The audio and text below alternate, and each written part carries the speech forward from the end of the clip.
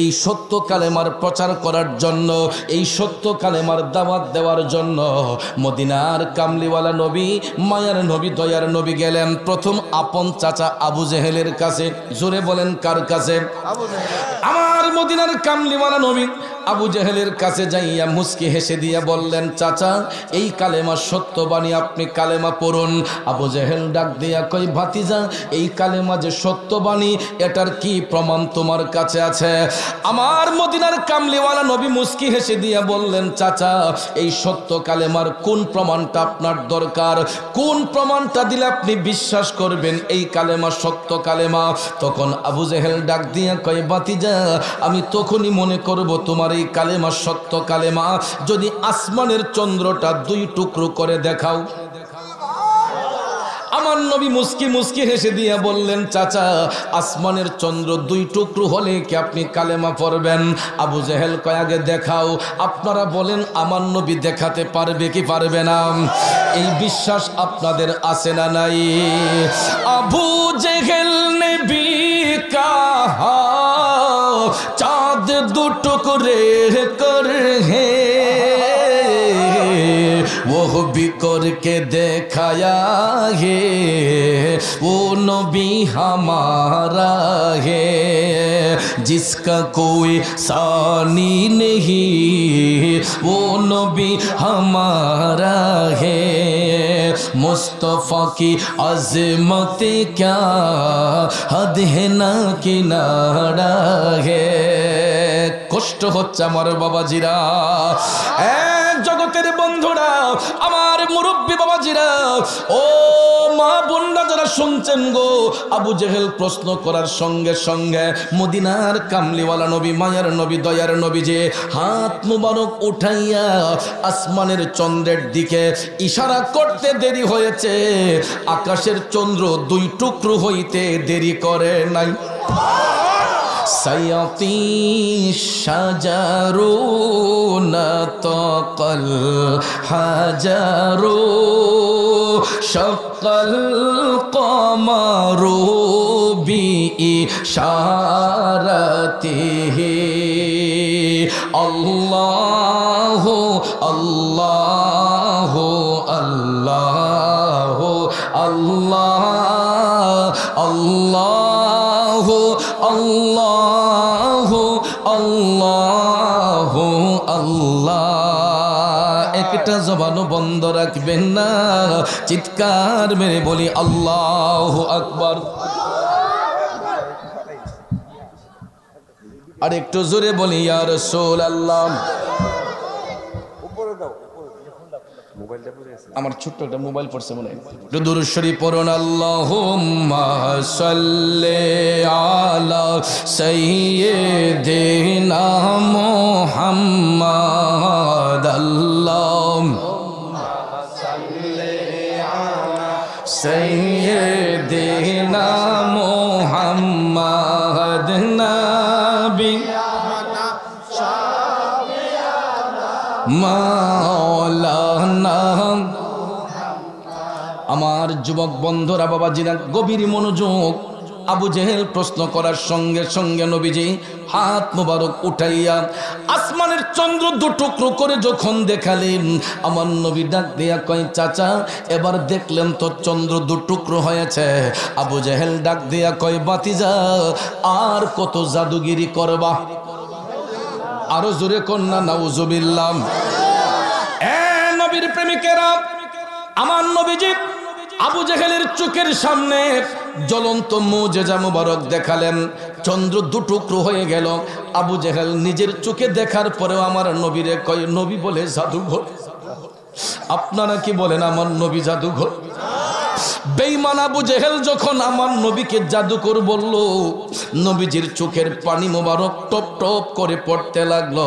আমার আল্লাহ রাব্বুল আলামিন কুদরতের নজর দিয়ে তাকাইয়া দেখে আপন হাবিবের চোখের পানি মোবারক টপ টপ করে পড়তেছে। আল্লাহ তাআলা ডাক দিয়া কই, ও জিব্রাইল ও জিব্রাইল তাকায়া দেখো রে, আবু জেহেল আমার বন্ধু নবী মোস্তফার অন্তর মুবারকে কষ্ট দিয়া দিছে। আল্লাহ তাআলা ডাক দিয়া কয়ে, যাও জিব্রাইল যাও, আবু জেহেলের দাঁত ভাঙ্গা জবাব দিয়ে আসো, কারণ আমি আমার বন্ধু নবী মোস্তফার সামান্যতম কষ্ট সহ্য করতে পারি না। আল্লাহ তাআলা ডাক দিয়া কয়ে, যাও জিব্রাইল যাও, ওহী নিয়ে আমার বন্ধুর নিকট হাজির হয়ে যাও, আবু জেহেলের দাঁত ভাঙ্গা জবাব দিয়ে আসো। সঙ্গে সঙ্গে আমার আল্লাহ সূরা বাকারার 7 নম্বর আয়াত অবতীর্ণ করে ঘোষণা পাঠাইয়া দিলেন, বিসমিল্লাহির রহমানির রহিম, খাতামাল্লাহু আলা কুলুবিহিম ওয়া আলা সামইহিম ওয়া আলা আবসারিহিম গিশাওয়া। উচ্চস্বরে বলুন, ঘোষণা কার? আল্লাহ তাআলা বলেন, খাতামাল্লাহ, আমি আল্লাহ মোহর মেরে দিয়েছি, শিল মেরে দিয়েছি। শুধু আবু জেহেল নয়, কিয়ামত পর্যন্ত আবু জেহেল মার্কা যত মুনাফিক থাকবে, এই জন্য আল্লাহ বলেন আলা কুলুবিহিম, সমস্ত মুনাফিকদের অন্তরে। শুধু তাই নয়, ওয়া আলা সামইহিম, তাদের কর্ণসমূহের মধ্যে, ওয়া আলা আবসারিহিম গিশাওয়া, এবং তাদের দৃষ্টি শক্তির মধ্যে। বাজানো আবু জেহেল মার্কা মুনাফিক যারা, এরা সত্য জিনিসটা চোখ দিয়া দেখবে, কান দিয়া শুনবে, এরপরও অন্তর দিয়া স্বীকার করবে না। যেই কারণে আল্লাহ বলেন, ওয়ালাহুম আযাবুন আযীম। ওই সমস্ত মুনাফিকদের জন্য আমি আল্লাহ যন্ত্রণাদায়ক শাস্তি নির্ধারণ করেছি। আপনারা বলেন, আবু জেহেল মার্কা মুনাফিকরা এখনো দুনিয়াতে আছে না নাই? এরা কিয়ামত পর্যন্ত থাকবে যদি আল্লাহর কোরআন সত্য হয়। কারণ কোরআনে পাকের সূরা বাকারার শুরুতেই আল্লাহ বলেছেন, বেঈমান মুনাফিক যারা, এরা সত্য জিনিসটা চোখ দিয়া দেখবে, কান দিয়া শুনবে, এরপরও মানবে না। যেমন বেঈমান আবু জেহেল আমার নবীর জ্বলন্ত মুজিজা মুবারক নিজের চোখে দেখার পরও আমার নবীরে মানলে না। না মানার কারণে পরিণামটা ভালো হয়েছে না খারাপ? কেমন খারাপ হয়েছে জানেননি?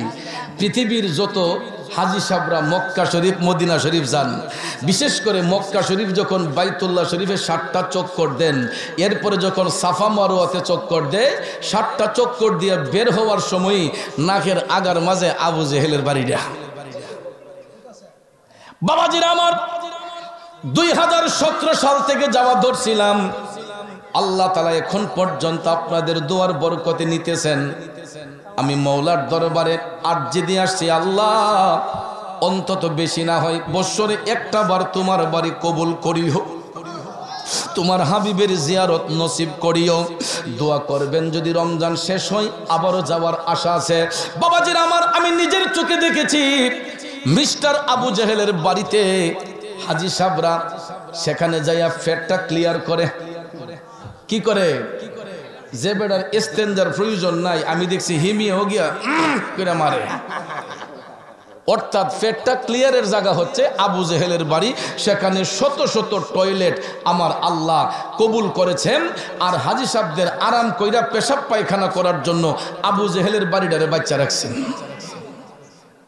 কারণ আবু জেহেল আমার নবীর জ্বলন্ত মুজিজা মুবারক দেখার পর নবীরে চিনে নাই। এই জন্য কবি বলেছেন, বেয়াদবে রাসূল যারা নবীর দেখা পাবে না, গোলামে রাসূল হইবে যারা, নবীজি তাদের ভুলবেন না। ঠিক কিনা বলেন? প্রশ্ন করতে পারেন, চৌধুরী সাহেব আপনি গোলামে রাসূল বললেন কেন? সবাই দি কয় আশেকে রাসূল হইবে যারা, নবী তাদের ভুলবে না। হে আমার ভাইয়েরা, আমি গোলামে রাসূল এই কারণে বলেছি, আশেকে রাসূল কথাটা এটা অনেক উপরের দরজার লকব।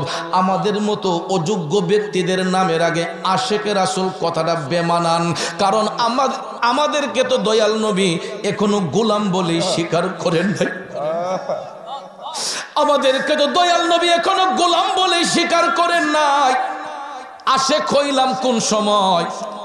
আমার নামের আগে যদি কেউ আশেকে রাসূল লেখে আমি ঘুর বিরোধিতা করি, কারণ আমি তো এখনো নবীজির গোলামি ভালো করে করতে পারি না। এই জন্য ভাইয়ারা আমার, ডক্টরের ডিগ্রি অর্জন না করে কারণ নামের আগে যদি ডক্টর লেখা হয়, এটা কি হাস্যকর না? ডক্টরের ডিগ্রি অর্জন না করে নামের আগে ডক্টর লেখালে এটা বেমানান। ঠিক তদ্রুপ ভাবে নবীজির গোলামি করতেন, করতে করতে করতে করতে আশেকের খাতায় অটোমেটিকলি নাম উঠবে যদি কর্মটা ভালো হয়। যদি কর্ম ভালো হয় আশেকের খাতায় অটোমেটিকলি নাম উঠবে, নিজে নিজে নাম দিতে হবে না। এই জন্য সবাই মিলে গোলামি শিখুন, নবীজির গোলামি করতে করতে অটোমেটিকলি আশেকের খাতায় নাম পড়বে। আর আশেকের রাসূল যারা হয় এরা একটা মুস্তাহাব আমল পর্যন্ত বাদ দিতে পারে না। কথা বলেন ঠিক না বিঠে? নবীর প্রেমিকেরা আশিক রাসূল যদি বলতে হয়, আশিক রাসূল ছিলেন হযরতে ওয়াইস আল কারনী। কথা কোন ঠিক না বিঠিক? যেই লোকটা নবীজির জামানায় থাকার পরেও জাহিরি চোখ দিয়া আমার নবীরে কোনোদিন দেখে নাই, অন্তরের মধ্যে একটা হাদিয়া বরাদ্দ রেখেছেন। আসুন আমরা আজকে জেনে নেব কি হাদিয়া আমার নবী পাগলার জন্য রেখেছেন। এই জন্য কবি বলেছেন, ও আশিকুন কা এসা বনে হযরত ওয়াইসল কারনী বনে। অবশ্যই নামটা শুনছেন বাজানো। ওয়াইসল কারনী কেমন নবীর আশেক ছিলেন? উহুদের ময়দানে আমার মদিনার কামলিওয়ালা নবী, মায়ার নবী, দয়ার নবীজির দান দান মুবারক শাহাদাত বরণ করেছিল। বন্ধুরা আমার, বাবাজিরা, আপনারা বলেন তখন কি কোনো গুগল সফটওয়্যার ছিল? ইন্টারনেট ছিল? হোয়াটসঅ্যাপ ছিল? মেসেঞ্জার ছিল? ইমো ছিল? কোন সফটওয়্যার ছিল না। উহুদের ময়দানে আমার নবীজির দান মুবারক শাহাদাত বরণ করেছে। ওই সংবাদটা কাশফুল কুলুবের মাধ্যমে জানতে পেরেছিলেন। ইয়ামেন দেশের অন্তরালে ছোট্ট একটা নির্জন এলাকা করণ। এই করণ দেশে আমার নবীর একটা আশেক বাস করত, তার নাম ওয়াইস। এই ওয়াইস আল কারনী কাশফুল কুলুবের মাধ্যমে তিনি জানতে পেরেছিলেন উহুদের ময়দানে আমার নবীর দন্ত মুবারক শহীদ হয়েছে। বন্ধুরা আমার, বাবাজিরা, এই কাশফুল কুলুব এমনিতেই হয় না। কাশফুল কুলুব যদি করতে হয় অন্তর চক্ষুটারে পরিষ্কার রাখতে হবে। কারণ গুগল সফটওয়্যার বানানোর আগে, ইন্টারনেট বানানোর আগে আমার আল্লাহ একটা সফটওয়্যার সৃষ্টি কইরা এমন একটা জায়গার মধ্যে ফিটিং করেছেন, প্রত্যেকটা আদম সন্তানদের বাম স্তনের 2 আঙ্গুল নিচে। এই সফটওয়্যারটার নাম হচ্ছে লাতিফায়ে কালব। কি বলা হয়? এই সফটওয়্যারটার নাম হচ্ছে লতিফায়ে কালব। এটা জন্মের পরে আয়নার মতো ঝকঝকে পরিষ্কার থাকে, কিন্তু নারী পুরুষ যখন 12 বছর ওভার হয়, ছেলে হোক মেয়ে হোক, 12 বছর ওভার হইলে আমাদের 3 ধরনের নফসানিয়ত আছে বাজান। এই 3 ধরনের নফসানিয়তের মধ্যে একটা কঠিনতম নফসের নাম হচ্ছে নফসে আম্মারা। এই নফসে আম্মারার ধোঁকায় পড়িয়া মানুষ যখন আস্তে আস্তে পাপের দিকে ডাইভার্ট হইয়া যায়, পাপ করতে করতে এই আয়নার মতো পরিষ্কার কালবটা টিক্কার মতো কালো হইয়া যায়। অন্ধকার কালবটা টিক্কার মতো কালো হইয়া যায়। আর কালবটা যখন অন্ধকার হইয়া যায় তখন মানুষের দিল মরে যায়। তখন মানুষ মানুষকে খুন করতে দ্বিধা করে না, আঘাত করতে দ্বিধা করে না, ওজনে কম দিতে দ্বিধা করে না, ঠকাইতে দ্বিধা করে না। কারণ তার দিল তো মরে গেছে, অন্ধকার হয়ে গেছে। যেরকম ভাবে দেখবেন মোবাইল ফোনে ভাইরাস ঢুকলে মোবাইলটা অচল হয়ে যায়, তখন এই মোবাইলটারে আবার ওপেনিং করার জন্য রিস্টার্ট দিতে হয়, ভাইরাস নির্মূল করতে হয়। কথা কোন ঠিক কিনা? ভাইরাস দূর করতে হইলে কম্পিউটারের ভিতরে ঢুকাইয়া এটারে ফ্লাশ দিতে হয়, রিস্টার্ট দিতে হয়, তারপরে দেখবেন মোবাইলটা আবার ওপেন হয়। ঠিক তদ্রূপভাবে বান্দার কালবের মধ্যে গুনার কারণে যখন ময়লা জমে থাকে, এই কালবের মধ্যে বেশি বেশি করে আল্লাহ নামের জিকির দিয়া আঘাত করতে হয়। বেশি বেশি নবীর দুরূদ শরীফের আমল করতে হয়। দুরূদ শরীফের আমল করতে করতে দেখবেন এই অন্ধকার কালটা যখন জিন্দা হয়ে যাবে, কালটা যখন পরিষ্কার হয়ে যাবে, চোখ বন্ধ করলে শুধু দুনিয়া নয়, মুমিন ব্যক্তিরা আল্লাহর আরশ পর্যন্ত দেখতে পায়। আরো জোরে জোরে কন্যা সুবহানাল্লাহ। মুমিন যারা হয়, মুত্তাকি যারা হয়, কাশফুল কুলুবের মাধ্যমে তারা শুধু দুনিয়া নয়, আল্লাহর আরশ পর্যন্ত দেখতে পায়। ওয়াইস আল কারণী এমন ভাবে মওলার প্রেমে ফানা হয়েছেন, এমন ভাবে আমার নবীর গোলামি করেছেন, বাজানো তিনি কাশফুল কুলুবের মাধ্যমে জানতে পারলেন আমার নবীজির উহুদ প্রান্তরে দন্ত মুবারক শাহাদাত বরণ করেছে। টপ টপ করে চোখের পানি ছেড়ে ওয়াইস আল কারণী কান্দে গো, আমার নবী না জানি কত কষ্ট পাইছে। দন্ত মুবারক শাহাদাত বরণ করেছে, নবীজির কষ্টটা কতটুক হয়েছে এটা ফিল করার জন্য, এটা বুঝার জন্য ওয়াইস আল কারণী প্রথমে নিজের উপরের পারি থেকে একটা দাঁত মুবারক টান দিয়া খুললেন। মুখে মুখে আশেক বললে হবে না, মুখে মুখে নবীরে ভালোবাসি ভালোবাসি বললে হবে না। ওয়াইস আল কারণী দেখেন কি করলেন, প্রথমে উপরের পারি থেকে স্বজ্ঞানে স্বমস্তিষ্কে নিজের একটা দাঁত মুবারক টান দিয়া খুললেন। খোলার পরে যখন রক্ত মুবারকটা ফিচকি মেরে বের হয়েছে, ওয়াইস আল কারণী কয় না জানি আমার নবী কত কষ্ট পাইছে, আমার নবীর না জানি কত কষ্ট হইল রে। ওয়াইস আল কারণী কয় না মনে হয় উপর থেকে নয়। তখন তিনি নিচের পারি থেকে আরেকটা দাঁত টান দিয়া খুললেন, কয় না মনে হয় এটা নয়। এরপরে ভাইয়ের আমার উপরের পারি নিচের পারিতে যতগুলা দাঁত ছিল একটা একটা দাঁতে দইরা টানতে টানতে টানতে রে আমার নবীর ভালোবাসায়, নবীজির বিরহ বেদনায় নিজের 32টা দাঁত মোবারক কুরবান কইরা দিছে। আল্লাহু আকবার। या रसूल अल्लाह पाया नबी को एक दात पर उनको 32 घराना खुल गई इश्क नबी दिल में पैदा करो क्या रसूल खुदा को भूल गई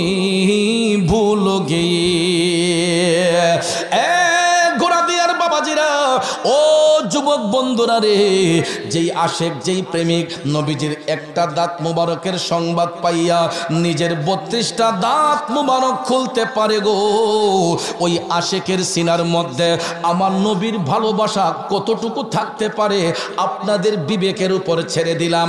আসুন এবার সামনে যাই, আমার নবী ওই আশেকের জন্য কি হাদিয়া পাঠাইলেন একটু জানে। বন্ধুরা আমার, বাবাজিরা আমার, মদিনার কামলিওয়ালা নবী, মায়ার নবী, দয়ার নবী পৃথিবীতে শুভাগমন করার পরে 63 বছর জিন্দেগি কাল মুবারক কাটানোর শেষ প্রান্তে যখন আসলেন, সাহাবায়ে কেরামের মাজলিসে বসে রাসূল আলোচনা করতেছেন। প্রতিদিন আসহাবে সুফার মধ্যে বৈশা রাসূল আলোচনা করতেন, সাহাবায়ে কেরামকে তালিম প্রদান করতেন। দয়াল নবীর ওই মাজলিসের মধ্যে বসা ছিলেন হযরতে উমর ইবনুল খাত্তাব রাদিয়াল্লাহু তাআলা আনহু, বেলায়েতের বাদশাহ, যার কাছ থেকে বেলায়েতের আগমন হয়, শেরে খুদা হযরতে মাওলায়ে আলী কাররামুল্লাহু ওয়াজহাহু। অন্যান্য সাহাবায়ে কেরাম মাজলিসের মধ্যে বসা, হঠাৎ করে দেখা যায় আমার নবীর শরীর মুবারকের জুব্বা মুবারক খানা নূরে ঝোল ঝোল করতেছে। পৃথিবীতে তো এর চাইতে উত্তম পোশাক আর হইতে পারে না, ঠিক কিনা কোন? নবীজির পোশাক মুবারক নূরে ঝোল ঝোল করতেছে। হযরতে উমর ইবনুল খাত্তাব রাদিয়াল্লাহু তাআলা আনহু দাঁড়াইয়া নবীজির কদম মুবারকে সালাম দিয়া বললেন, নবী গো, ইয়া রাসূলুল্লাহ, মায়ার নবী গো, আমি উমর একখানা প্রশ্ন রাখতে চাই। মুস্কি হেসে আমার নবী বললেন, উমর কি বলবা? হযরতে উমর ডাক দিয়া কয়, নবী গো, আপনার শরীর মুবারকের জুব্বা মুবারক খানা নূরে ঝোল ঝোল করতেছে। ইয়া রাসূলুল্লাহ, আমি গোলাম জানতে চাই, যেই দিন আপনার বেসাল হবে, ইন্তেকাল হবে, নবী গো, আপনার বেসালের পরে এই জুব্বা মুবারক খানা আমরা কি করব, কারে দান করব?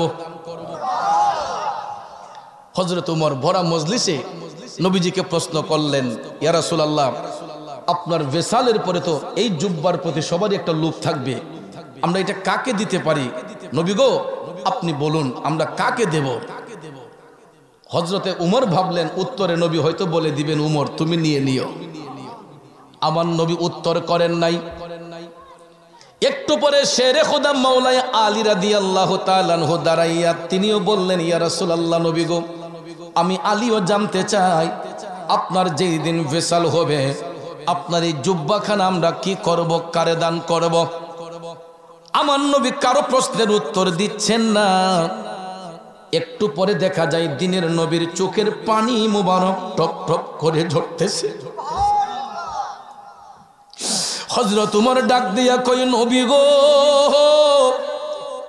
ইয়া রাসূলুল্লাহ, আমরা গোলামরা কি কোনো অন্যায় করে ফেলেছি? আমার নবী কয়, না উমর, তোমরা কখনো ভুল করতে পারো না। হযরত উমর ডাক দিয়া কয়, নবী গো, আপনার চোখের পানি এইরকম ভাবে তো কখনো ঝরতে দেখি নাই। ইয়া রাসূলুল্লাহ, আপনি কাঁদতেছেন কেন? তখন মদিনার কামলিওয়ালা নবী ডাক দিয়া কয়, উমর, আমি এই মুহূর্তে আমার একটা পাগলার কথা স্মরণ কইরা কাঁদতেছি। হযরত উমর ডাক দিয়া কয়, ইয়া রাসূলুল্লাহ, নবী গো, কে সেই ভাগ্যবান যার জন্য দয়াল নবী চোখের পানি ছাইরা কান্দে? এই ভাগ্যবান পাগলটা কে নবী গো, যার জন্য আপনি দয়াল নবী চোখের পানি ছেড়ে কান্দেন? তখন আমার দয়াল নবী ডাক দিয়া কয়, উমর, আমার এই পাগলার নাম হচ্ছে ওয়াইস। নাম কি? আমার এই পাগলার নাম হলো ওয়াইস। বন্ধুরা আমার, বাবাজিরা, করণ দেশে থাকার কারণে তাকে বলা হয় কারণী, ওয়াইস আল কারণী। কারণী হলো এটা ওনার উপনাম, উপাধি, কারণ তিনি করণ দেশে বাস করার কারণে তাকে বলা হয় ওয়াইস আল কারণী। বন্ধুরা আমার, বাবাজিরা, হযরতে উমর রাদিয়াল্লাহু তাআলা আনহু বললেন, নবী গো, করণ দেশ তো আমরা চিনি না, আর এই নামের কাউকে তো আমরা কোনোদিন দেখি না, চিনি না। আপনার পাগল ওয়াইসকে তো আমরা কখনো দেখি নাই। আমার রাসূল বললেন, উমর, যদি কখনো তার সঙ্গে সাক্ষাৎ হয় আমি নবীর পক্ষ থেকে তারে সালাম দিবা, আর আমার গুনাহগার উম্মতের জন্য তারে দোয়া করতে বলবা। আর আমার এই জুব্বাখানা তোমরা কেউ নিয়ে এটা টানাটানি করো না। যদি আমার পাগল ওয়াইসের সাথে কোনোদিন সাক্ষাৎ হয়, তোমরা আমার পাগল ওয়াইসকে আমি নবীর পক্ষ থেকে এই জুব্বাখানা হাদিয়া দিয়ে আসবা। হযরতে উমর ডাক দিয়া কয়, নবী গো, আপনার এই পাগলকে তো আমরা কখনো দেখি নাই, তারে তো চিনিও না। রাসূল বললেন, সে করণ দেশে বাস করে। হযরতে উমর ডাক দিয়া কয়, নবী গো, এই নামের তো আরো অনেক লোক সেখানে থাকতে পারে, আপনার পাগল ওয়াইসকে আমরা চিনব কেমনে? একই নামের লোক তো এক গ্রামে অনেকই আছে। আপনাদের গোড়া দিয়া যদি উত্তর পাড়া আব্দুল করিম থাকে, দক্ষিণ পাড়া তো একজন থাকতে পারে, পূর্ব পাড়া একজন থাকতে পারে, ঠিক না? তো হযরত উমর বললেন, ইয়া রাসূলুল্লাহ, আপনার পাগল ওয়াইসকে আমরা চিনব কেমনে? এই নামের তো অনেক লোক সেখানে থাকতে পারে। এখন প্রশ্ন হলো, ওয়াইস আল কারণীর সাথে আমার নবীজির কিন্তু সরাসরি কোনোদিন দেখা হয় নাই, হইছে? এমত অবস্থায় সাহাবায়ে কেরাম পরিচয় জানতে চাইলেন, ইয়া রাসূলুল্লাহ, চিনমু কেমনে? এখন আপনারা বলুন, আমার নবী চিনাতে পারবে কি পারবে না? নবীজিরে এই ক্ষমতা আমার আল্লাহ দিছে কি দিছে না? আমার নবী কেমনে চিনায় এবার দেখুন। যার সঙ্গে কোনোদিন সরাসরি সাক্ষাৎ হয় নাই, আমার নবী কেমনে পরিচয়টা বলে দিচ্ছেন। নবীজি ডাক দিয়া কয়, উমর, আমার পাগল ওয়াইসকে যদি খুঁজে পাও, এত সহজে সে তার নাম পরিচয় বলবে না, এত সহজে সে তার নাম পরিচয় তোমাদের কাছে প্রকাশ করবে না। কিন্তু তাকে চিনতে হলে দেখবা তার ডাইন হাতটা মুঠ করা থাকবে। হাতের মুঠটা যদি খুলতে পারো, দেখবা তার হাতের মধ্যে সাদা একটা দাগ আছে। ওই দাগটা যদি খুঁজা পাও, বুঝবা সেই হলো আমার পাগল ওয়াইস। নবীর কথা সত্য না মিথ্যা? জোরে কোন সত্য না মিথ্যা? আমি লিখিব চিঠি দেব তোমায়, পাখি পৌঁছে দিও রোজায়। আমি লিখিব চিঠি দেব তোমায়, পাখি পৌঁছে দিও রোজায়। আমি থাকব বসে আশায়, চিঠির উত্তর আসবে আমার গায়ে। আমি থাকব বসে আশায়, চিঠির উত্তর আসবে আমার গায়ে। আমি লিখিব চিঠি দেব তোমায়, পাখি পৌঁছে দিও রোজায়। কষ্ট হচ্ছে আমার বাবাজিরাম। গোড়া দিয়ার বন্ধুরা মনোযোগ মনোযোগ। আমার রসুল যখন পরিচয় শনাক্ত করে দিছেন গো, হজরতে ওমর, হজরতে মৌলা আলী নবীর কথার উপর ঈমান আনলেন বিশ্বাস কইরা। তারা যার যার মতো করে আপন আপন বাড়িতে চলে গেলেন, আপন আপন হুজরাতে চলে গেলেন। এরপর থেকে দিন যায় রাত যায়, দিন যায় রাত যায়, যাইতে যাইতে যাইতে গো হঠাৎ একদিন শোনা যায় আমার মদিনার কামলিওয়ালা নবী, মায়ার নবী, দয়ার নবীজির বেসাল মুবারক হয়েছে, ইন্তেকাল মুবারক হয়েছে, নবীজির ইন্তেকাল হয়েছে। এখন আপনারা বলেন রসুল মরা না জিন্দা?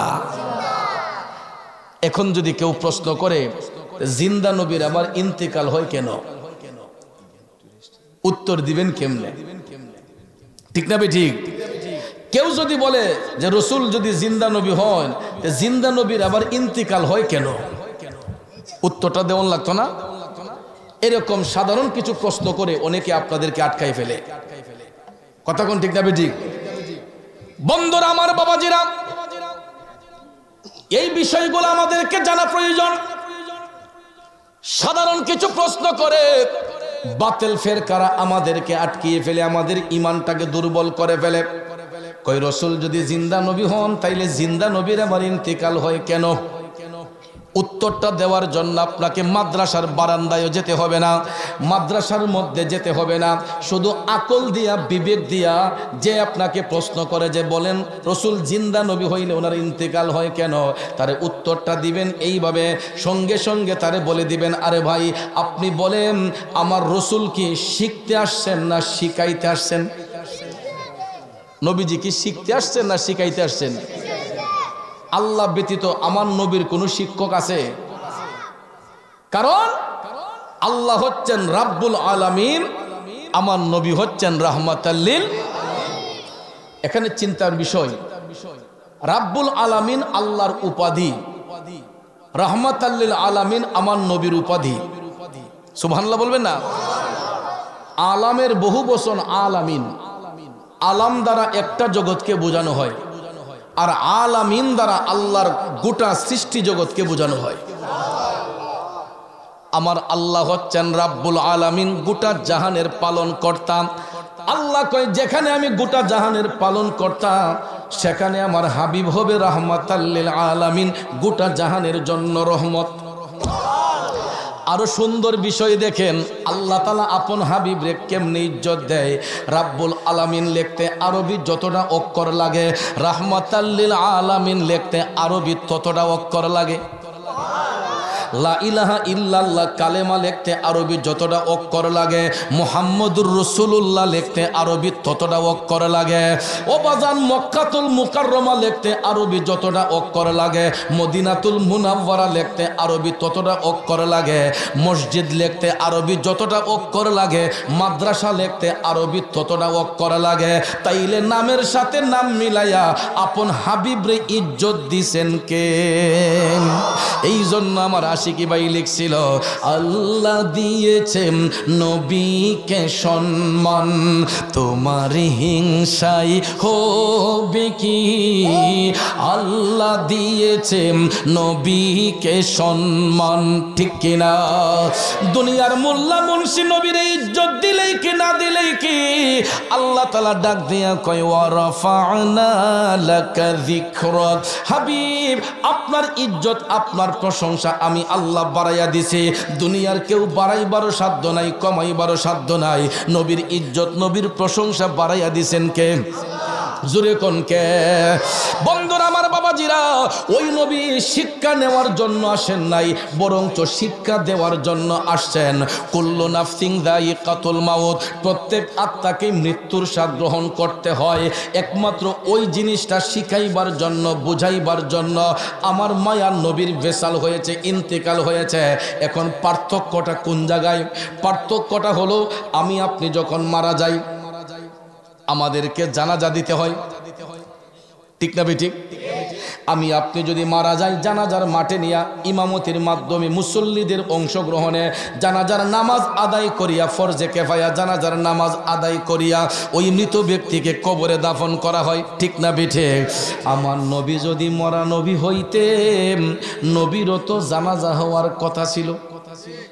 হ্যাঁ, নীল আকাশের নিচে এমন একটা মায়ের সন্তান সহি সনদে একটা দলিল দিয়া প্রমাণ করেন যে আমার নবীর জানাজার ইমামতি করছেন অমুক ইমাম সাহেব, আমি তারে 10 লক্ষ টাকার একটা পুরস্কার দেব।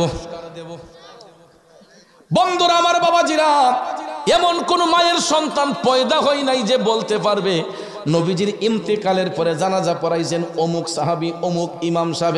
কারণ ভাইয়ের আমার, বন্ধুরা আমার 10 লাখ টাকাও দিতে হবে না, মৌলভী সাহেব কিয়ামত পর্যন্ত দলিলও দিতে পারবে না। কারণ আমার রসুল হচ্ছেন বেনজির, বেমেসাল। আমার নবীর সঙ্গে সৃষ্টির কোনো বস্তুর তুলনা হয় না, হতে পারে না। কারণ আমার দয়াল নবীর জানাজার নামাজ পড়াইবার মতো যোগ্যতা সম্পন্ন ইমাম পৃথিবীর বুকে আমার আল্লাহ সৃষ্টি করে নাই, কথা কোন ঠিক কিনা? কারণ আমার রসুল সৃষ্টির আদি, সৃষ্টির অন্ত। এই জন্য কবি বলেছেন, সৃষ্টির সেরা হাবিবে খুদা শাহে মদিনা, যার প্রেমেতে পাগল আমরা তিনি মদিনা,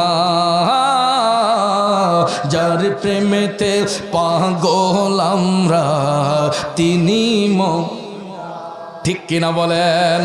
আমার যুবক ভাইরা, এবার আসুন মূল আলোচনার মধ্যে চলে যাই। এই দিকে কথা বললে কথা লম্বা হয়ে যাবে। রাত গভীর, মদিনার কামলিওয়ালা নবীর বিশাল মোবারকের পরে এখন নবীজির ওসিয়ত পালনের জন্য জুব্বাখানা সুন্দর করে ভাঁজ করে হযরতে ওমর মৌলা আলীকে সাথে নিয়ে বললেন, চলুন আমরা সফরে যাই। কোন দেশে? ইয়ামেন দেশে। ইয়ামেন দেশের উদ্দেশ্যে তারা সফরে রওনা হলেন। হযরতে ওমর এবং শেরে খোদা মৌলা আলী দুইজন তারা রওনা হইলেন ইয়ামেন দেশের উদ্দেশ্যে সফর করতে। সুবহানাল্লাহ বলেন। জুব্বাখানা সাথে নিয়ে নিলেন, যেহেতু রাসূল বলেছিলেন ইয়ামেন দেশের অন্তরালে করণ দেশে পাগল ওয়াইস বাস করে, এই জন্য জুব্বাখানাও সাথে নিলেন। তারা ইয়ামেন দেশের মধ্যে যাইয়া উপস্থিত হইয়া প্রতিদিন এক একটা মাজলিসের মধ্যে বৈশা তালিম দেন। কিন্তু করণ দেশের লোক আর পান না। কারণ ইয়ামেন হলো একটা প্রদেশের নাম, ওই প্রদেশের অন্তরালে ছোট্ট একটা এলাকার নাম করণ। যেমন বাবা নিকলি একটা উপজেলার নাম। এই নিকলি উপজেলায় এমনও কিছু গ্রাম আছে আপনারা গোড়াদিয়ার মানুষরা চিনেন না, আছে না? সব গ্রাম কি আপনারা চিনেন? কিছু কিছু অজানা গ্রামও তো আছে। করণ হচ্ছে একটা নির্জন এলাকার নাম, ইয়ামেন হচ্ছে প্রদেশের নাম। ভাইয়ের আমার, বন্ধুর আমার, হযরতে উমর প্রায় মাজলিসে বৈশাখ করণ দেশ তাল্লাশ করেন, কিন্তু লোকেশন পান না। হঠাৎ করে একদিন ইয়ামেন দেশে অনেক বড় একটা মাজলিসের মধ্যে বৈশা আলোচনা করতেছেন, লোক সমাগম একটু বেশি। হঠাৎ করে শেরে খুদা মৌলা আলী ডাক দিয়া বললেন, ও মাজলিসের ভাইয়েরা, আপনাদের এখানে করণ দেশের কোন লোক আসেননি? আল্লাহর কুদরতে হঠাৎ করে দেখা যায় 2-4 জন লোক হাত তুলছে, হুজুর আমরা তো করণ থেকে আইছি। বন্ধুরা আমার, বাবাজিরা, করণ দেশের ঠিকানা পাওয়ার সঙ্গে সঙ্গে হযরতে উমর বলতেছেন, ভাইয়েরা আপনারা একটু সামনে আসেন। এরা মাজলিসের পিছনে ছিল। হযরতে উমর বললেন, একটু সামনে আসেন। এরা যখন সামনে আসলো তখন হযরতে উমর ডাক দিয়া বললেন, আচ্ছা ভাই বলেন তো আপনাদের করণ দেশে ওয়াইস নামে কোনো লোক বাস করেনি? এরা বেড়াইতে কো না হুজুর, এই নামের তো কোনো লোক আমাদের সমাজে বাস করে না। কিসে বাস করে না? হযরতে আলী বললেন, আচ্ছা এই নামের কাউরে আপনাদের এলাকায় চিনেননি? তখন এরা ডাক দিয়া কয়, হুজুর এই নামের একটা পাগলা আছে আমাদের এলাকার মধ্যে, সে তো লোক সমাগমে থাকে না, লোকালয়ের অন্তরালে আমাদের করণ দেশে নির্জন একটা জঙ্গল আছে, প্রায় সময় দেখি একটা গাইড কান্দে লইয়া জঙ্গলার ভিতরে আসা যাওয়া করে। হযরতে উমর টপ টপ করে চোখের পানি ছেড়ে কান্দে, ডাক দিয়া বলতেছেন, ভাইয়েরা ওই পাগলটাকে আমাদের দরকার, একটু মেহেরবানি করে ওই পাগলাটার কাছে আমাদেরকে নিয়ে যাবেননি? করণ দেশের লোকেরা কই, হুজুর আমাদের দেশে এত মানুষ থাকতে পাগলারে খুঁজতেছেন কেন? মুরব্বীর একটা কথা বলে, মানিকে মানিক চিনে, রতনে রতন, যে যারে চিনে সেই তারে কিনে। আব্বারে এই গোরাদিয়ার মধ্যে গিয়া দেখেন এমন কিছু পাগল আছে, দেখতে হয়তো আমাদের কাছে তারে নোংরা মনে হয়, দেখতে হয়তো আমাদের কাছে তারে খুব সাধারণ মনে হয়, কিন্তু যায়া দেখেন এই গোরাদিয়ার পাগলাটাও আমার মৌলার সাথে এমন প্রেমের কালেকশন ফিট করে রাখছে, আমাদের চোখের সামনে হাঁটার পর আমরা তারে চিনতেছি না। আছে কিনা? এই জন্য মানুষের দিলে আঘাত দিবেন না, মানুষের মনে কখনো কষ্ট দিবেন না, কারণ মন ভাঙ্গে না মসজিদে ভাঙ্গে, ভাঙ্গে আমার আল্লাহর ঘর, ভাঙ্গে আমার আল্লাহর ঘর, মন মন্দিরে আল্লাহর বাড়ি, ব্যথা দিস না তার ভিতর। ঠিক না বেঠিক? ভাইয়ার আমার, বন্ধুর আমার, হযরতে উমর ডাক দিয়ে বললেন, ওই পাগলাটাকে আমাদের দরকার, একটু পাগলার কাছে আমাদেরকে নিয়ে যাবেননি? এরা কই, হুজুর পাগলা তো জঙ্গলার ভিতরে থাকে, আমাদের এলাকার কেউ জঙ্গলার ভিতরে ভয়ে যায় না কেন? কই, হুজুর জঙ্গলার ভিতরে তো হিংস্র প্রাণী থাকে। ঠিক না বেঠিক? দেখেন দুনিয়া লোভী মানুষগুলা বাঘ সিংহরে ডরায়, আর আল্লাহর প্রেমের পাগল যারা, এদেরকে জঙ্গলার বাঘেও খায় না। ঠিক না বেঠিক? আমার যুবক বন্ধুরা, বাবাজিরা, হযরত আলী ডাক দিয়ে বললেন, ভাই একটু মেহেরবানি করে আমাদেরকে নিয়ে যাবেননি? কয়, হুজুর আমরা নিয়ে যেতে পারবো, কিন্তু জঙ্গলা পর্যন্ত নিতে পারবো, ভিতরে যেতে পারবো না। হযরত উমর বললেন, ঠিক আছে, আমাদেরকে অন্তত এই জায়গাটুকু পর্যন্ত নেন, পরে আমরা তাকে খুঁজে বের করব। পরের দিন তারা রওনা হয়ে গেলেন করণ দেশের উদ্দেশ্যে। রাত চলে গেল, সকালবেলা করণ দেশের উদ্দেশ্যে রওনা হইয়া যাইতে যাইতে যাইতে গো, তারা যখন করণ দেশে গিয়ে উপস্থিত হইলেন, জঙ্গলার পারে যখন গেলেন, লোকেরা ডাক দেয়া কয়, হুজুর আমাদেরকে বিদায় দেন, আমরা ভিতরে যেতে পারবো না। তখন হযরত উমর বললেন, এই মুহূর্তে পাগলারে পাওয়া যাবে? তখন করণ দেশের লোকরা কয়, হুজুর এই টাইমই ওয়াইস পাগলা প্রায় সময় দেখছি জঙ্গলার ভিতরে আসা যাওয়া করে, এখন গেলে পাইতে পারেন। সঙ্গে সঙ্গে তাদেরকে ধন্যবাদ দিয়া হযরতে উমর মওলা আলীকে সাথে নিয়ে তারা দুইজন জঙ্গলার ভিতরে ঢুকলেন। ঢোকার পরে যাইয়া দেখে গো, ওয়াইসাল কারণী কেবলামুখী হইয়া সিজদার মধ্যে পইরা নামাজ আদায় করতেছে। ও নামাজ পড়ো রে গহীনে ডুবিয়া, নামাজ পড়ো, নামাজ পড়ো রে গহীনে ডুবিয়া, নামাজ পড়ো।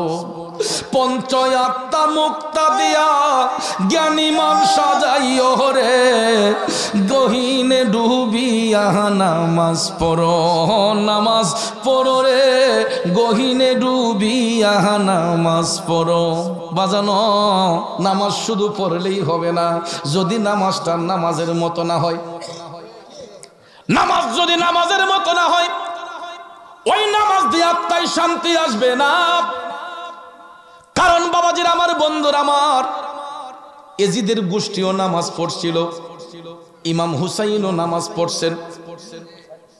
এই আশুরার দিনে, 10ই মুহররমে, মহান আশুরার দিনে আবার নবীজির কলিজার টুকরা নাতি ইমাম হুসাইন 72টা তীরের আঘাত, 34টা বল্লমের আঘাত, 41টা তরবারির আঘাত দেহ মুবারকের মধ্যে লইয়া রক্তমাখা শরীর মুবারকে যখন কারবালার ময়দানে শুয়ে রইলে আসমান থেকে রক্তের ফোঁটা বর্ষণ হচ্ছে, গাছের সবুজ পাতাগুলা লাল হইয়া গেছে রে, মহিলাদের কলস ভর্তি পানিগুলা লাল হইয়া গেছে। ঠিক আসরের টাইমে আজানের ধ্বনি শোনা যায়, মুয়াজ্জিন সাহেব বলছেন আল্লাহু আকবার আল্লাহু আকবার।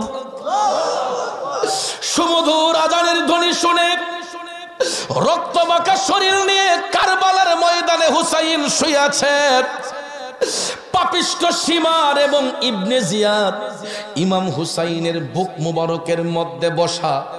হুসাইন ডাক দিয়া কয়, আরে বেয়াদব, তোর সংবাদ তো 50 বছর আগে আমার নানা জান রাহমাতাল লিল আলামিন দিয়েছেন। রাহমাতাল লিল আলামিন 50 বছর আগেই বলেছিলেন কারবালার ময়দানে আমার হুসাইনের বুকের মধ্যে একটা হিংস্র জানোয়ার বসবে। তাহলে তুই তো পাপিষ্ঠ সীমার সেই জানোয়ার। হুসাইন বললেন, আরে পাগল, আমার একটু আসরের নামাজটা পড়ার সুযোগ দে। পাপিষ্ঠ সীমার ডাক দেয়া কয়, হুসাইন, তোমার দেহ থেকে কেল্লা আলাদা করে আমরা গিয়ে আসরের নামাজ পড়ব। হেরাও নামাজি, হুসাইনও নামাজি, তাহলে নামাজি নামাজির মাঝে পার্থক্য আসেনিও। হুসাইন নামাজ পড়েছেন আল্লাহ আল্লাহর রাসূলের সন্তুষ্টির জন্য।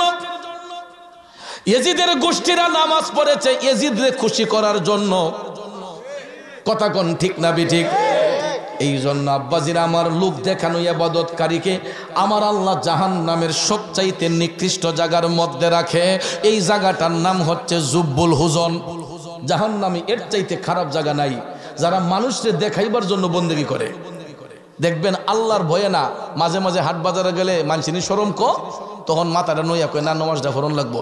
সমাজের ভয়ে, আল্লাহর ভয়ে না। আসেনি মিয়া? সমাজ রক্ষার কিছু নামাজি আছে, কথা কোন আছে না? এই সমস্ত লোক দেখানো ইবাদতকারী নামাজি গুলাকে আমার আল্লাহ জাহান্নামের সবচাইতে খারাপ জায়গায় নিবে। এই জায়গাটার নাম হচ্ছে জুব্বুল হুজন। জাহান্নামে এর চাইতে আর কোনো খারাপ জায়গা নাই। এই জন্য বাজাম, লোক দেখানো ইবাদতকারীকে আল্লাহ ভালোবাসে না। নামাজ পড়তে হবে কারে খুশি করার জন্য? আল্লাহকে খুশি করার জন্য। নবীর মোহব্বত নিয়ে যারা নামাজ পড়বে, ওই নামাজ দিয়ে আত্মায় শান্তি আসবে। ওয়াইসাল কারণে দুনিয়া লোভী কোনো নামাজি নয়, দুনিয়ার মানুষকে দেখাইবার জন্য বন্দেগী করেন নাই। তিনি নির্জন জঙ্গলার মধ্যে যাইয়া আমার মৌলাকে পাবার জন্য তিনি সিজদারত অবস্থায় হযরতে উমর পিছনে দাঁড়ানো, মৌলা আলী পিছনে দাঁড়ানো, নামাজ আদায় কইরা ওয়াইসাল কারণে যখন সালামটা ফিরাইলেন, পিছন থেকে হযরতে উমর তাকে লক্ষ্য করে সালাম দিলেন, আসসালামু আলাইকুম ওয়া রাহমাতুল্লাহি ওয়া বারাকাতুহু। ওয়াইসাল কারণে কই, কিরে, এই জঙ্গলার ভিতরে তো কোনো মানুষ ডরে ঢুকে না, আমার মতো কোন পাগল ঢুকলো?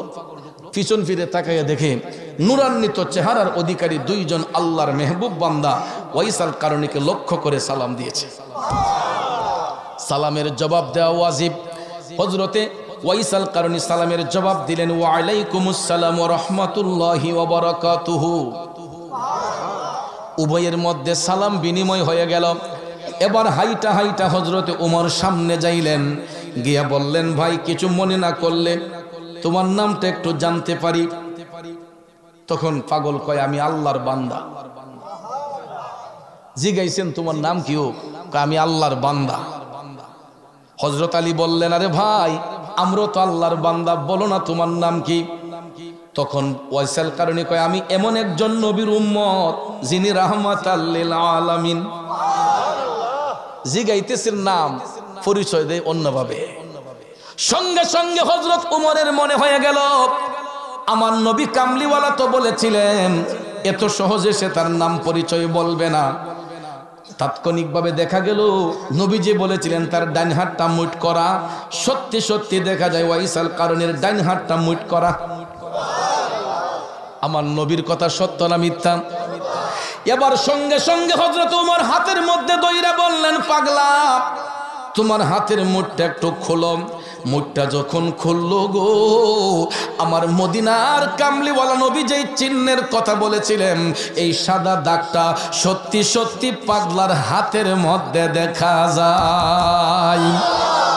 কে বলে রে আমার নবী গায়েব জানে না, এলেমের শহর গো নবী শাহে মদিনা। কোরআন হাদিস পড়লেই শুধু আলেম তো হয় না, নবীর প্রেমে মজনু যারা তারাই মৌলানা।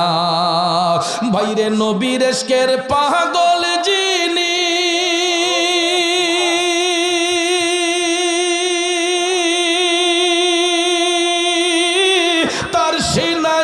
লেমের খনি, ঠিক কিনা? আরে নবীর ইশকের পাগল যিনি, তার সিনায় লেমের খনি। আরে ঘরে বসে দেখতে পারে সোনার মদিনা, এলেমের শহর গো নবী শাহে মদিনা, এলেমের শহর গো নবী শাহে। কষ্ট হচ্ছে আমার বাবাজিরা, বন্ধু আমার নবীর দেওয়া চিহ্ন সত্যি সত্যি পাগলার হাতের মধ্যে দেখতে পাইয়া হযরতে ওমর ডাক দিয়া কয়, পাগলা কেন এত লুকোচুরি করছো? জানোনি আমরা কোত্থেকে আসছি? মদিনা শরীফ থেকে আমরা দয়াল নবীর পক্ষ হতে তোমার নিকট এসেছি। এ ওয়াইস, তুমি এতই ভাগ্যবান, আমরা নবীর গোলামি কইরা যেটা অর্জন করতে পারি নাই, এই নির্জন জঙ্গলার মধ্যে থাইকা তুমি সেটা অর্জন করেছ।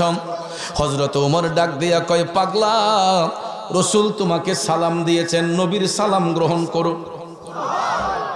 এ ওয়াইস, নবী বলেছেন নবীর গুনাহগার উম্মতের জন্য একটু দোয়া করতে। আর নেও তুমি ভাগ্যবান, নবীজির এই ব্যবহৃত জুব্বা মোবারকখানা রাসূল এটা তোমার জন্য বরাদ্দ রেখেছেন। ওয়াইসাল কারণী নবীর দেওয়া জুব্বা মোবারকখানা হাতের মধ্যে লইয়া টপ টপ করে চোখের পানি ঝরেতেছে, কান্না করতেছে। হযরত আলী ডাক দিয়া কয়, পাগলা আজকে তো তোমার কান্নার দিন নয়, আজকে তোমার খুশির দিন, আনন্দের দিন, ঠিক না ঠিক? কারণ তোমার কাছে আজকে পৃথিবীর সর্বোত্তম প্রেজেন্টেশন এসেছে, এবং নবীর পক্ষ থেকে এই হাদিয়া পাইছো। বন্ধুরা আমার, কথা হলো সব কান্না কিন্তু কষ্টের নয়, কিছু কিছু কান্না আছে আনন্দের কান্না, ঠিক না ঠিক? কান্না দুই ধরনের, একটা কষ্টের কান্না, একটা আনন্দের কান্না। কারণ দেখবেন ছেলে মেয়েগুলো যখন ভালো পড়াশোনা করে, তখন যখন 1 বছর পড়াশোনা করে পরীক্ষা দিয়ে যখন A+ পায়, গোল্ডেন পায়, আয়া যখন আব্বার কাছে কয়, আম্মার কাছে কয়, আম্মা আমি A+ পাইছি, গোল্ডেন পাইছি, দেখবেন এই খুশির সংবাদে মা বাবার চোখ দিয়া আনন্দের পানি চলে আসে, ঠিক না ঠিক? বা আমরাও যখন কোনো একটা খুশির সংবাদ পাই, অতি আনন্দে দেখবেন চোখ দিয়া পানি চলে আসে। ওয়াইসাল কারণে পৃথিবীর শ্রেষ্ঠ প্রেজেন্টেশন, পৃথিবীর সর্বোত্তম পুরস্কার পাইলেন আমার নবীর জুব্বা মুবারক। সুবহানাল্লাহ কইতেন না? এবার এটা নিয়ে যখন জড়াইয়া ধরলেন বুকের মধ্যে, হযরতে ওমর ডাক দিলেন, পাগলা নবীজি এই জুব্বা মুবারক গায়ে দেওয়ার পরে আজও পর্যন্ত এই জুব্বাখানা কারো গায়ে জড়ানো হয় নাই। হে ওয়াইস, একটু যদি জুব্বাখানা গায়ে দিয়ে আমাদেরকে দেখাইতা, আমরা খুব আনন্দ পাইতাম। কারণ নবীজি পরার পরে আজ পর্যন্ত এই জুব্বা কারো গায়ে জড়ানো হয় নাই, একটু জুব্বাখানা গায়ে দিয়ে আমাদেরকে দেখাও না। ওয়াইসাল কারণে ডাক দেয়া কয়, হুজুর জুব্বা যদি পড়তে হয় আমার একটু সময় দেন, আপনারা অপেক্ষা করেন, আমি জুব্বাখানা গায়ে দিয়ে আসি। সুবহানাল্লাহ কোন উমর ভাবলেন যে একটা কাপড় চেঞ্জ করতে তো আর বেশি সময় লাগে না, ঠিক না ঠিক? হযরত আলীকে নিয়ে অপেক্ষা করলেন, ঠিক আছে আমরা অপেক্ষা করছি, তুমি কাপড়টা পাল্টাই আসো। ওয়াইসাল কারণী জুব্বা নিয়ে জঙ্গলার ভিতরে আবার ঢুকলেন, সিজদার মধ্যে পইরা ওয়াইসাল কারণী চোখের পানি ছাইরা কান্দে, দয়াল আল্লাহ রে কি নাম জপলে পাব তোমারে দয়াল আল্লাহরি কি নাম জপলে পাব তোমারে ওয়াইসাল কারণী সিজদার মধ্যে পইরা টপ টপ করে চোখের পানি সাইরা কান্দা কান্দা আমার আল্লাহরে কয় আল্লাহ তোমার হাবিব রাহমাতাল লিল আলামিন নবীর পক্ষ হতে আমি অধম পাগলের জন্য একখানা হাদিয়া আসছে ও মাবুদ তুমি যদি অনুমতি দাও তাইলে আমি জুব্বাখানা গায়ে জড়াইতে পারি। একটু পরে গায়েব থেকে আওয়াজ আসলো পাগলা তোমাকে জুব্বা পরার অনুমতি প্রদান করা হইল। এখন দেখা যায় ওয়াইসাল কারণী অনুমতি পাওয়ার পরে ও সিজদা থেকে উঠে না, জুব্বাও গায়ে দেয় না। আল্লাহু আকবার কোন ওরে প্রেম সেল মারিল কলি যায় ওয়াস করুনি পাগলাই প্রেম সেল মারিল কলি যায় সর্বঙ্গে বিশ্বে দৌড়ে ঔষধে না কারি করে আরে দেখলো কত ডাক্তার আরো যায় ওয়াস করুনি পাগলাই প্রেম সেল মারিল কলি যায়। ও বন্ধুরে অনুমতি পাওয়ার পর কয় জুব্বাও পরব না, সিজদা থেকে উঠব না। গায়েব থেকে আওয়াজ আসলো কেন রে পাগলা কেন? ওয়াইসাল কারণে ডাক দিয়া কয় আল্লাহ এই জুব্বা আমি কেমনে গায়ে দেই? এই জুব্বা পাওয়ার জন্য তোমার হাবিব নবী মুস্তাফার কত উম্মতরা দেওয়ানা ছিল, তাদেরকে বাদ দিয়া আমি একা কেমনে জুব্বাটা গায়ে জড়াই? এই জন্য আল্লাহ আমি এক শর্তে জুব্বাটা পড়তে পারবো, যদি তুমি তোমার হাবিব নবী মুস্তাফার গুনাহগার উম্মতের গুনাহ মাফ করো। আর জোরে কন্যা সুবহানাল্লাহ। আরে প্রেম কি দন লোকে বলে চিনে না কুলের ছেলে, যদি তারে কেহ না শিখায়। হাই গো প্রেম কি দন লোকে বলে চিনে না কুলের ছেলে, যদি তারে কেহ না শিখায়।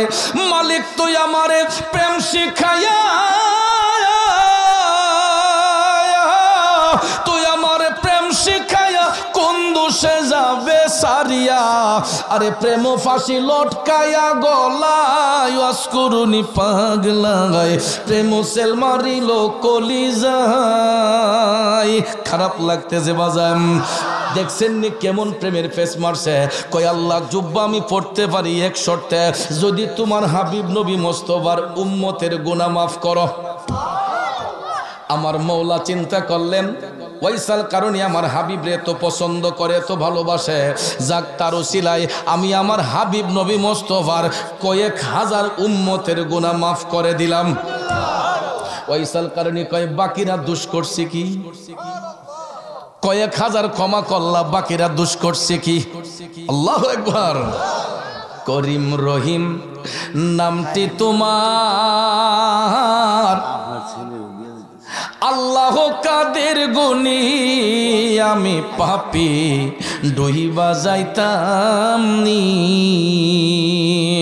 মৌলাজি তোমার রহিম নামটি থাকিতে আমি পাপি ডুইবা যাইতাম নি। কথা কোন ঠিক কিনা? ওয়াইসাল কারণে ডাক দেয়া কয় আল্লাহ বাকিরা দোষ করছে কি?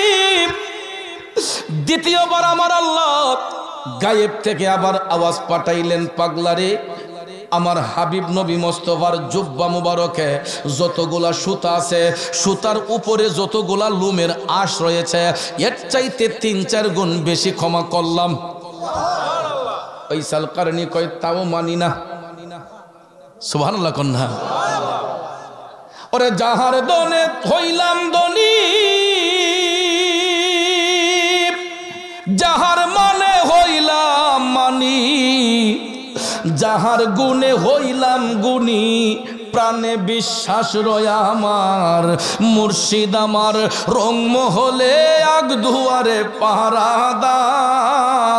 তাই তো আমি শুইয়া থাকি সংবাদ লই না দুনিয়ার। কথা কন ঠিক কিনা? ওরে মুর্শিদেরও হাতে বন্ধু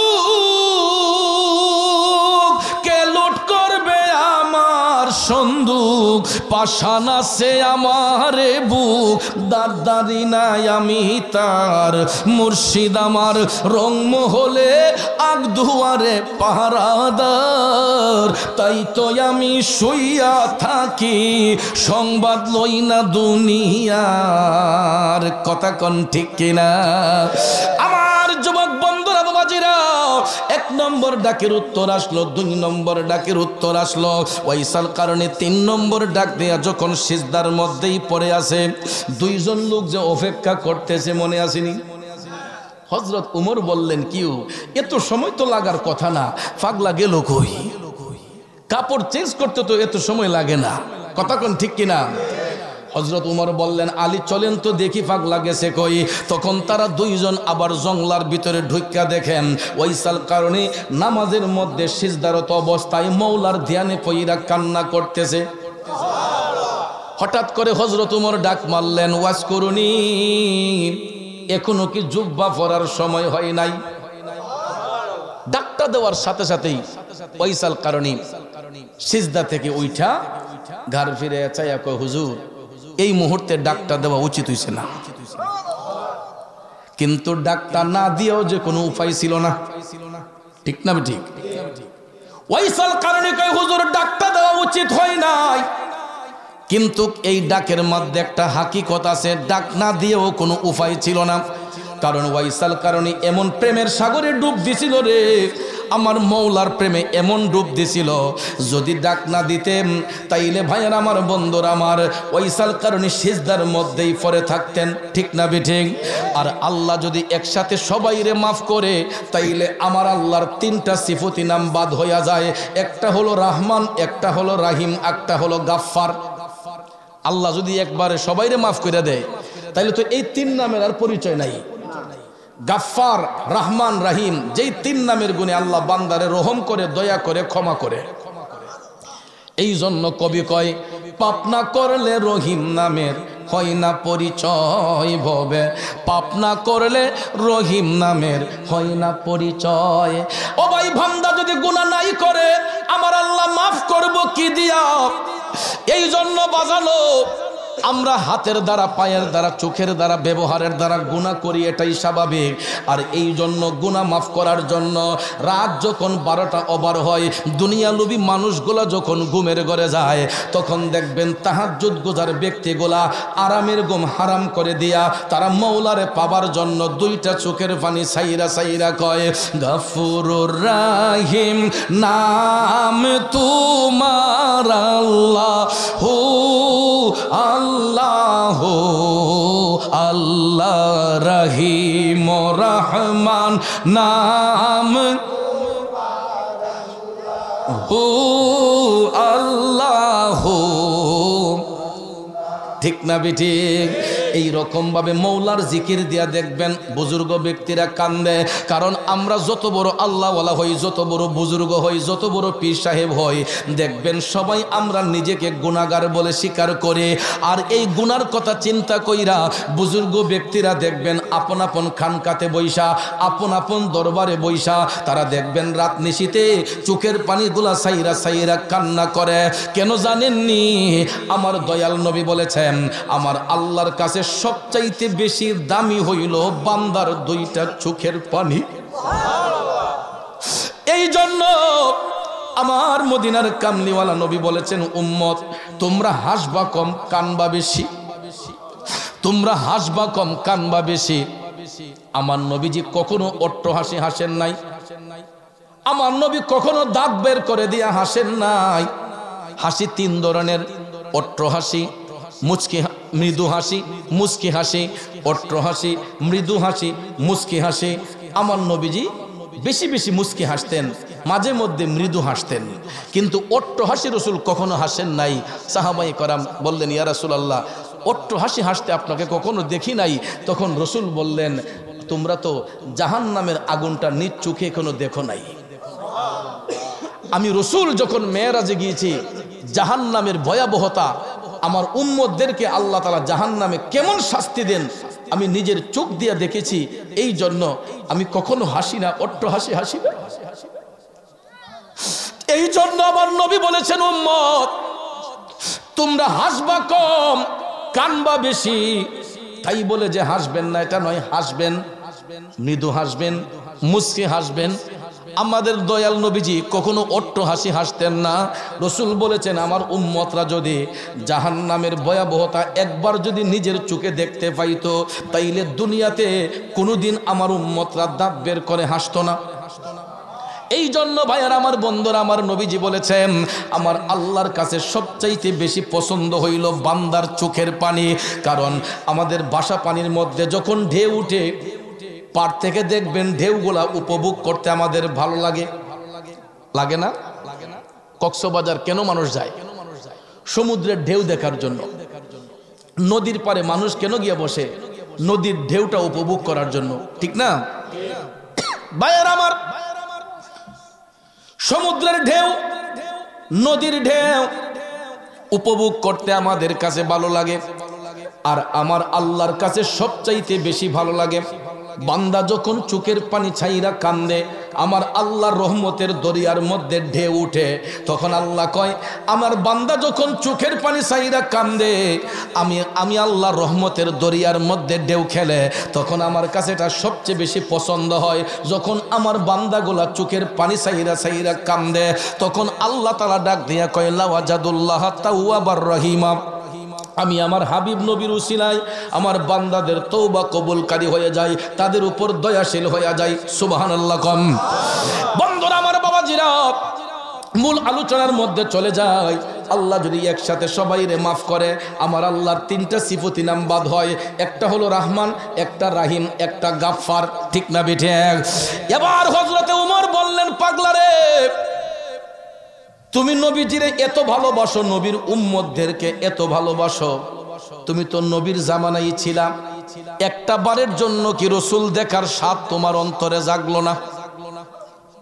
এই কথা শোনার পরে ওয়াইসাল কারণী মাথাটা নিচু করে দিয়া কয়, হুজুর বিয়াদবি ক্ষমা কইরেন, আমি না হয় একজন নবীরে নাই দেখছি, আচ্ছা আপনারা আমার নবীরে দেখছেন নি? ইডা হইন না হযরত উমর হাসি মারলেন, যারে পাগল, দেখছি মানে আমরা তো আইলাম নবীর কাছ থেকে। প্রেমের পেশটা কেমনে মারে দেখেন। ওয়াইসাল কারণী ডাক দিয়া কয়, হুজুর বিয়াদবি ক্ষমা করবেন, যদি নবীরে দেখাই থাকেন, আচ্ছা বলুন তো আমার নবীর কপাল মুবারকের ব্রু মুবারক গোলা জোড়া লাগানো ছিল নাকি আলাদা ছিল? নবীজির কপালের ব্রু মুবারক গোলা জোড়া লাগাইলা ছিল না আলগা ছিল? কোনটা? এই কথা শুনতে ওই হযরতে উমর তিনি অবাক হয়ে গেলেন। মৌলা আলীর দিকে তাকাইয়া বললেন, আলী পাগলি এটা কি কইল? আপনারা বলেন, এই প্রশ্ন যে করতে পারে এটার উত্তর কি তিনি নবী দেখছে না দেখছে না? হযরত উমর গবেষণা করতেছেন, কি ব্যাপার, পাগলা জানলো কেমনে? তারা গবেষণা করতে করতে কলম হাতে দিয়ে ওয়াইসাল কারণে নবীর কপাল মুবারকের চিহ্নটা অঙ্কন করিয়া ডাক দিয়া কয়, হুজুর দেখেন তো এটা চিনেননি? হযরত উমর ডাক দিয়া কয়, পাগলা এ তো দেখছি আমার নবীর কপাল মুবারক।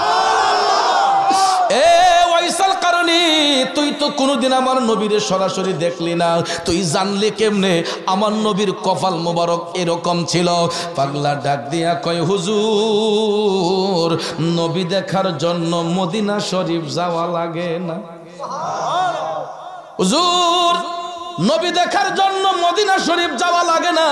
পৃথিবীর যেই কোনো প্রান্ত থেকে গোলামরা যদি নবীর সঙ্গে প্রেমের কালেকশন ফিট করে, আমরা না যাইতে পারলেও মদিনার কামলিওয়ালা নবী আয়েশা গোলামরে দেখা দিতে পারে। ভাইয়ার আমার, বন্ধুরা আমার, এই যে গোরাদিয়া গ্রামটা নদীর একটা মাঝখানে, গাড়ি ছাড়া চলা যায় না।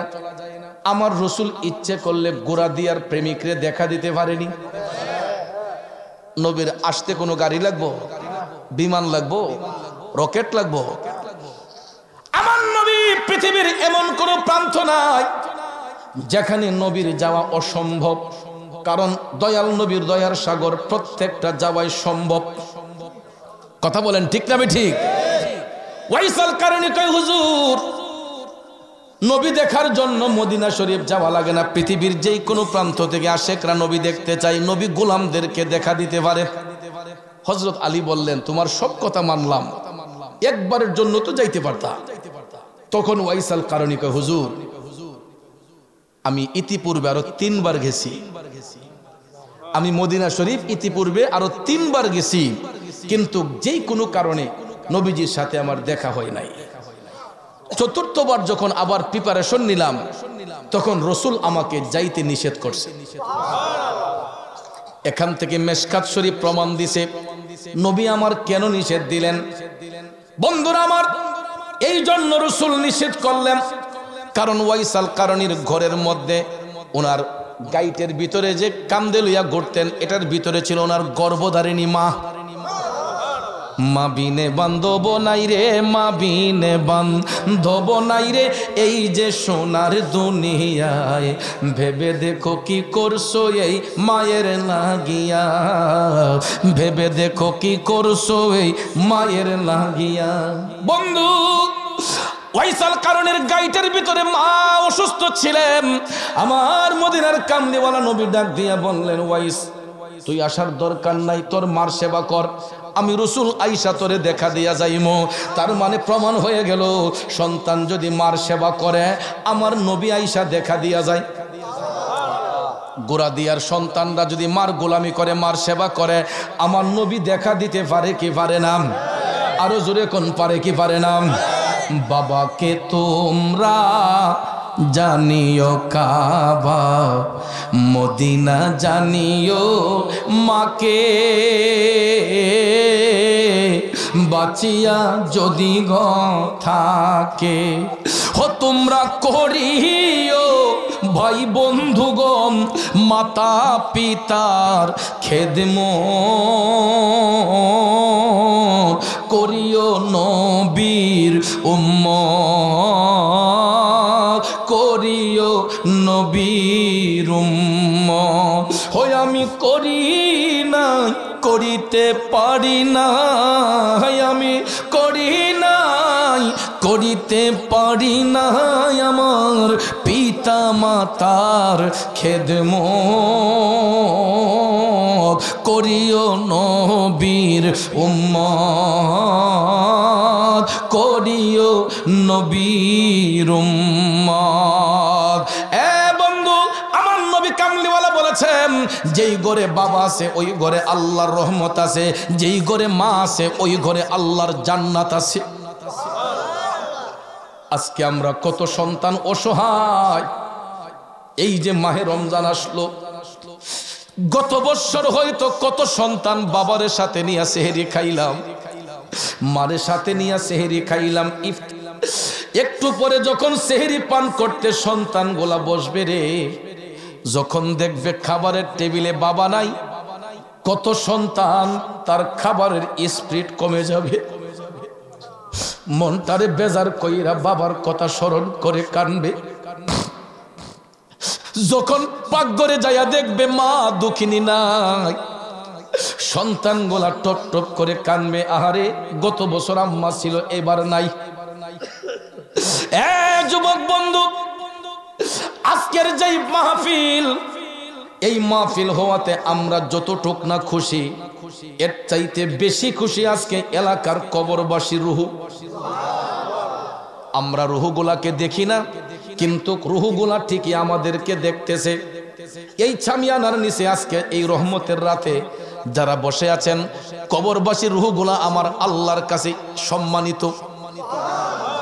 ওই রুহুগুলা আজকে আল্লাহর কাছে খুবই ইজ্জতবান, সম্মানিত। কারণ যেই রুহগুলা তাকাইয়া দেখতেছে তার সন্তানগুলা নবী প্রেমের বাগানে বসে আছে, আমার আল্লাহর কাছে তারা বলবে, আল্লাহ দেখো আমি যে দুনিয়াতে আওলাদ রেখে আসছি, আমার ছেলেটা, আমার সন্তানটা দয়াল নবীর বাগানে বৈশা দিনই আলোচনা শুনতেছে, তখন আমাদের এই বসার কারণে তাদের কবরে যদি আযাবও থাকে আল্লাহ মাফ করে দিবে।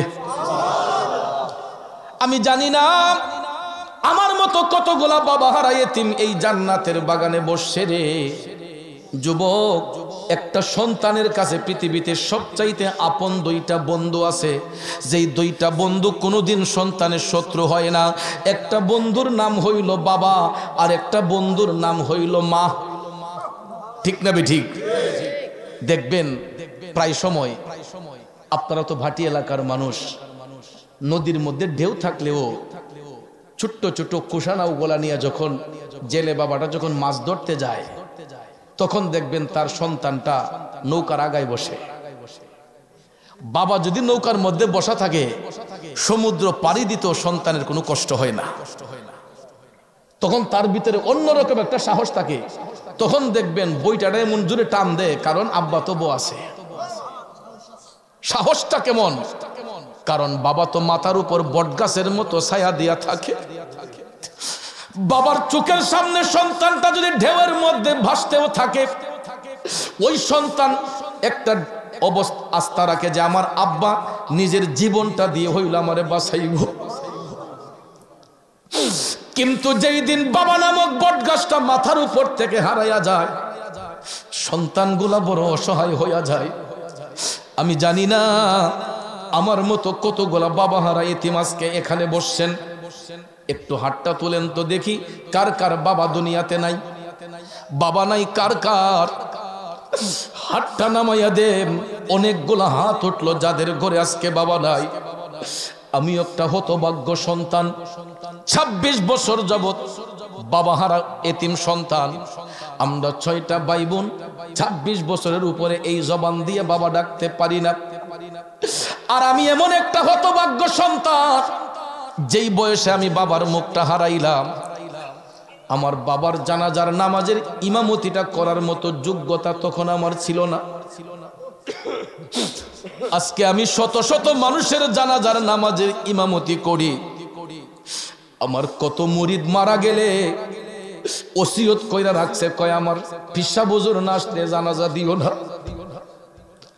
64টা জেলার মধ্যে, অনেক জেলার মধ্যে লাশ নিয়ে আমার জন্য ঘন্টার পর ঘন্টা অপেক্ষা করে, যে পিসা বুজুর না আসলে জানাজা হবে না।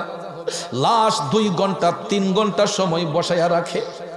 আমি যাই, আমি কত আমার মুরিদের জানাজা দেই, কত ভালোবাসার মানুষদের জানাজার নামাজের ইমামতি করি, কিন্তু এমনই একটা পুরা কপাল্লা, নিজের বাবার জানাজার নামাজটা পড়াইতে পারি নাই। কিন্তু মাটারে নিয়ে এখনো গর্ব করি। আমার আম্মা এই বৃদ্ধ বয়সে এখনো আমার জন্য রাত 1টা 2টা 3টা পর্যন্ত সজাগ থাকে। আজকে যখন দুপুরবেলা বলছি আম্মা আমি যাইতেছি গা, আম্মা অবাক হয়ে গেছে গা, যে ওফুত আজকা সেহেরি, আজকা প্রথম রোজা, তুমি কই যাও গা? আমি কইছি আম্মা কিশোরগঞ্জ নিকলি যাবো। আম্মা কফুত এটা তো হাওর এলাকা মনে হয়, ওই যে টেলিভিশনে দেখে। আমি কই জি আম্মা হাওর, কিন্তু গাড়ি যাইব, একটু জায়গা নৌকায় যেমন লাগবো। আম্মা কফুত তুমি তো সাঁতার জানো না, তাইলে কেমনি কি নদীর ঢেউ আসেনি? আমার আম্মা কই ফুত তুমি তো সাঁতার জানো না, নদীতে ঢেউ আসেনি। আব্বারে আমি কই না আম্মা এখন তো ঢেউ থাকার কথা না, কিন্তু আমি হবিগঞ্জ থেকে নিকলি পর্যন্ত আসতে গিয়া যতটা সময় লাগছে, এর ভিতরে 4-5 বার আমার আম্মা মোবাইলে রিংটোন বাজাইছে, ও ফুত কই আছো, কোন জায়গাতে আছো, রাস্তাটা ঠিক আসেনি, এলাকার মানুষগুলা ভালো নি। দেখেন মা কারে কয়, সন্তান যখন দূর আসছে, মার চোখের আড়াল হইছে, ওই মার ভিতরে ছটফট করতেছে, এলাকার লোকগুলা কেমন, মানুষটি ভালো নি, ফুট জায়গাটা ভালো নি, রাস্তাটা কেমন। আমি চিন্তা করলাম ঘরে তো আমার স্ত্রীও আছে, এই পর্যন্ত তো একটা বড় টেলিফোন দিয়ে খবর নিল না স্বামীটা কই আছে। কিন্তু আমার মা এই পর্যন্ত 3 থেকে 4 বার আমার মোবাইলে রিংটোন বাজাইছে। আমি ভাইবা দেখলাম যেদিন আমার মা দুনিয়া থেকে চলে যাবে গো, আমি সন্তানের খবরটা নিব কে? এই জন্য সব সময় কই মা তুমি আমার আগে যেও না গো মরে, আমি কেমন করে দেব মাটি তোমার কবরে, আমি কেমন করে দেব মাটি তোমার কবরে। মা তুমি আমার আগে যেও না গো মরে, মা তুমি আমার আগে যেও না গো মরে। ও বন্ধু, যার ঘরে মা আছে কোনোদিন ওই মারে কষ্ট দিবা না, যার ঘরে বাবা আছে কোনোদিন বাবার চোখের সামনে চোখ নিয়ে কথা বলবা না। কারণ একটাবার শিশুকালের কথা চিন্তা করুন, যেই দিন আমি বিছানায় প্রস্রাব করেছি, পায়খানা করেছি, অন্য একটা লোক আমার ঘরে ঢুকলে নাকে কাপড় দিছে, ওগো তোমার ফুতে পেশাব করছে, পায়খানা করছে, তাড়াতাড়ি সাফ করো। কিন্তু যেই মার গর্ভ থেকে সন্তান ভূমিষ্ঠ হইছে ওই মা দেখবেন নাকের মাঝে কাপড় দেয় না, আতর লাগায় না, রুমের ভিতরে এয়ার ফ্রেশনার দেয় না, 2 হাত দিয়া দেখবেন সন্তানের পেশাব পায়খানা মা পরিষ্কার কইরা ওই সন্তানটারে ঝকঝকা সুন্দর করে দেয়।